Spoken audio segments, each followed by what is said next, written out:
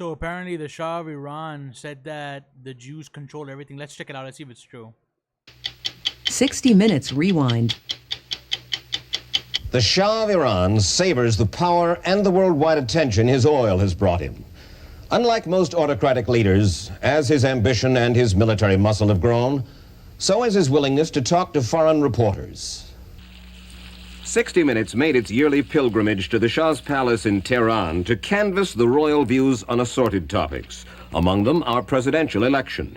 He clearly favors Ford, though he will not say so publicly. He thinks Carter fails to fully comprehend Iran's role in the defense of American interests.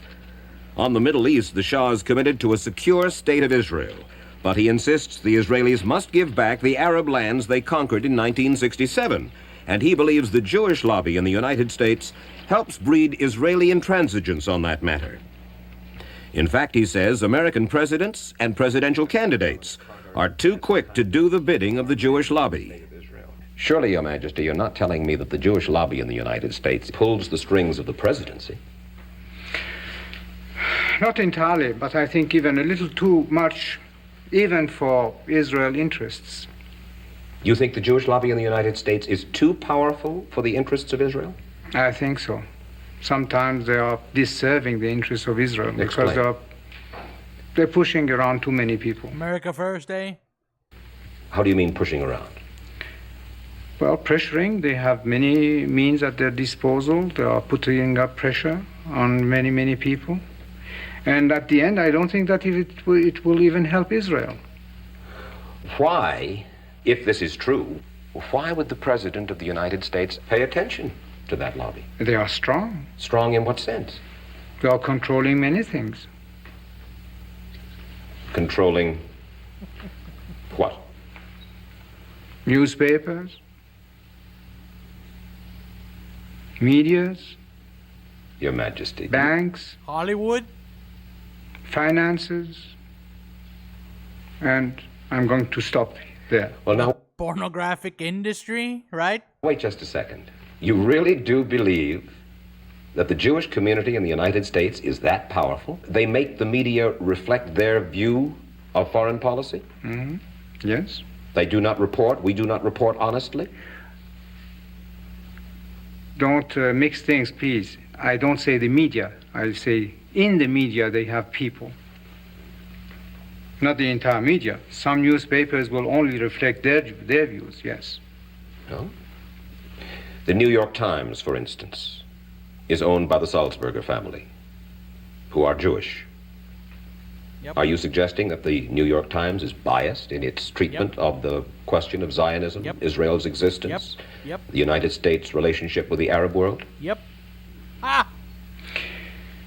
I will have to put all the articles of the New York Times written on this subject and draw the conclusion. You can put this to the computer and it will answer you.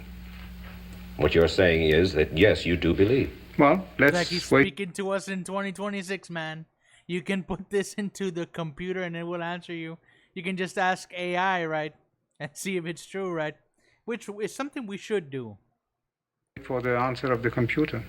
Washington Post? The same. The networks? But maybe even AI is also Jewish, bro. Who knows? Less.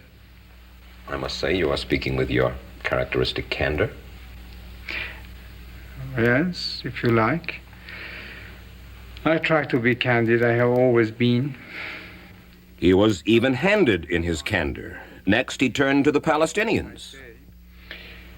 The Palestinians obviously had the sympathy of many, many people, almost all the countries in the world, persecuted people, stateless people, looking for a home or something. Yeah. You know, exactly like the sympathy that the Jews had when they were searching for a home. Right. But our good Palestinian friends must know that there is only a limit to where they can go and bully the world. Bully the world? Yes, by terrorism and blackmailing and this and that. You know perfectly well, Your Majesty, that the leaders of the Arab world find the Palestinians as much a problem almost as the Israelis do. Isn't that a fact? What I can say is that they should really open their eyes, reassert their situation. And if there is a hierarchy and someone there in command Of the Palestinians, you mean? of the Palestinians, to start a new policy, because the actual one is going to lead them nowhere. With whom do they really have understanding? With Assad, with Sadat, with Hussein? That's a very good question. They have none with any of these leaders. Not to my knowledge. And they seem to be out of control. It seems so today. And what about the Arab leader who supports the Palestinians, the terrorists, with his oil money, Muammar Gaddafi of Libya? He's crazy. You really believe that? Oh, yes. No doubt the man is absolutely irresponsible and crazy. We moved on to the subject of Iranian money and tales of monumental corruption, bribery, even in the royal family. Princess Ashraf is the Shah's sister. Let me quote to you from a piece in the Washington Post. A wealthy Iranian businessman says, "Not a truck can move anywhere in this country without a payoff going to Princess Ashraf." Who is the silly person who can believe that? Why would you imagine this kind of thing would find its way into print? First, you like to print those things. You newspaper people always must be sensational. And You're satisfied? one of your whipping boys today seems to be us in this country.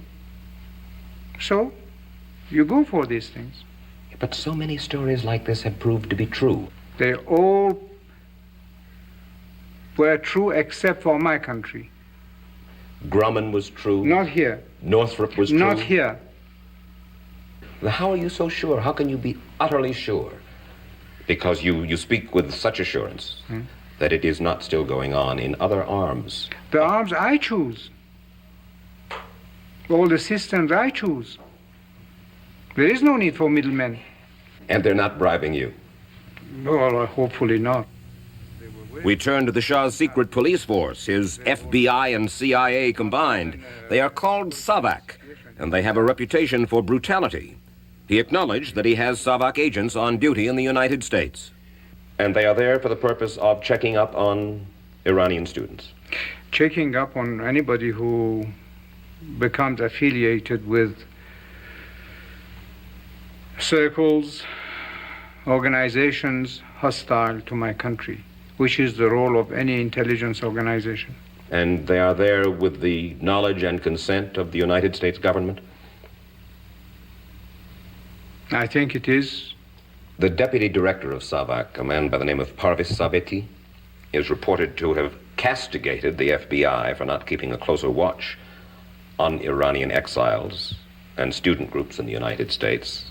And according to that same report, he says the CIA is no help at all. He said, oh yes, He said it. He is also quoted as saying, "We'd better not talk about this, but we are fully aware of the situation of Iranian students abroad, especially those working in international communist activities." So you do have SAVAK agents Well, I hope so. in the United States. I hope everywhere to gather those informations. Yeah. Now, when an outfit like the International Commission of Jurists comes here and then comes out with a report saying that in spite of what you say, Your Majesty, torture continues. How do they know? Well, they can't continue saying this. But they have even accused the Great Britain of acting against the human rights. We're talking for the moment about your country. They are putting us in the same category. In other words, you're saying you do what every country does. Sure, If why not? torture is necessary, you torture. Not the torture in the old sense of torturing people, twisting their arms and doing this and that.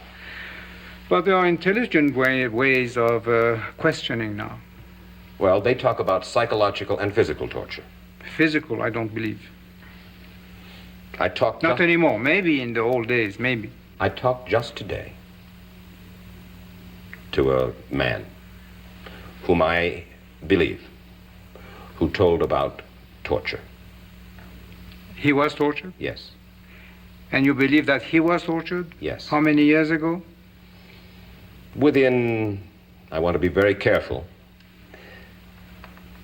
not yesterday. Ah, well, maybe.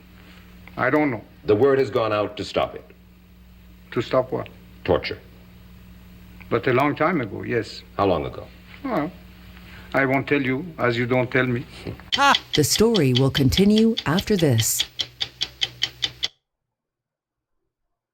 Are you aware of a CIA psychological profile about you, sir? No, I must admit that it's the first time I hear that. Truly? Yes? What is it? Would you be interested in hearing what the CIA had to say? Yes, why not? Really? Yes, why not? I have your permission? Yes, sure. You won't send me to the Savak if I ask? No, I would spare you this terrible ordeal of going through torture. This secret study portrays the Shah as a brilliant but dangerous megalomaniac who is likely to pursue his own aims in disregard of U.S. interests. So how could I be your man, your agent, How do you mean? safeguarding your interests? Well, it says that the Shah is an uncertain ally. His dreams of glory apparently... I know. So you would like me to be your stooge? Do you want me to go on, or shall I forget about this, Your Well, Majesty? some funny points, why not? So he went on to quote to him from the CIA profile. His dreams of glory, it said, apparently exceed his ability to finance them. When his oil revenues run out in an estimated 2 decades, he might use his new military power to seize some neighboring oil fields. Shall I go on, or would you prefer that I stop, sir? Well, the question is that I have now that you mentioned, I have seen that appearing in papers, but I think it's lots of imagination in that. A criticism frequently voiced by American business people here, particularly in the last year or two, is this, Your Majesty.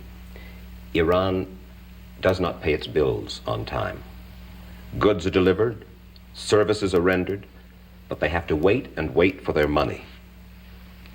Surely you don't have cash flow problems, Your Majesty. This is very new to me. Oh, I've heard this over and over again. Why don't they write to me? Well, perhaps now that you're suggesting that they write to you, they will. Sure. They say months and months go by.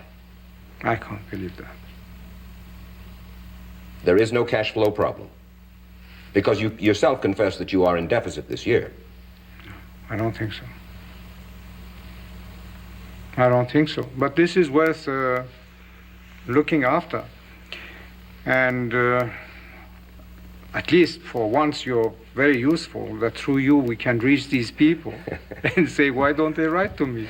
You say, at least for once, you are useful. Why? I'm curious. Why are you willing to sit and answer these questions? Because I like these kind of provocations. It's transparent. It gives me the opportunity of clarifying things Clearing the air. that unfortunately are said and not always answered. Are said by Jewish media at the time, and to this day is the case that they are still saying these things or doing these kind of things or tactics or whatever. Let's look at the comments here, bro, and let's look at new ones if we can find any. If people will tell Mike Wallace that Pahlavi owes them money, but they won't ask for Oh man, 50-year anniversary. He knew things that he could never talk about, and he chose his words wisely. The last king of Persia, and it's very obvious why the West conspired against him. Yeah, starting to come up with little lies and stuff, get the people against the nation, right? Against the leadership. American journalism is a joke. What an idiot, an exceptional leader, too advanced for Wallace to understand. The reporters had balls, and they did. The Shah hated Muslims. He was so ahead of his time, he's crazy. Never showed the full interview, instead just the 13-minute interview. Yeah, well, there you have it. So he did say things, right? The Israel lobby in the Americas and the United States is swaying everybody, right? We heard it from, what was it, Ted Cruz? It's sad. What a sad world. No, there will never be in America first. This is just some falsery. This is all just some farce, right? We know nobody never mattered. Nobody in the U.S. ever mattered anyway. The working class, the hey, just keep doing your stuff, man. Just keep, we're going to work and paying your bills and stuff. Good luck to you. Let me know what you think. I didn't want to believe this was real, but apparently it's as real as Israel. Shit, man. You guys know what to do. Leave a like, comment, subscribe, share, follow, repost, and I will see you all in the next one, man. Peace.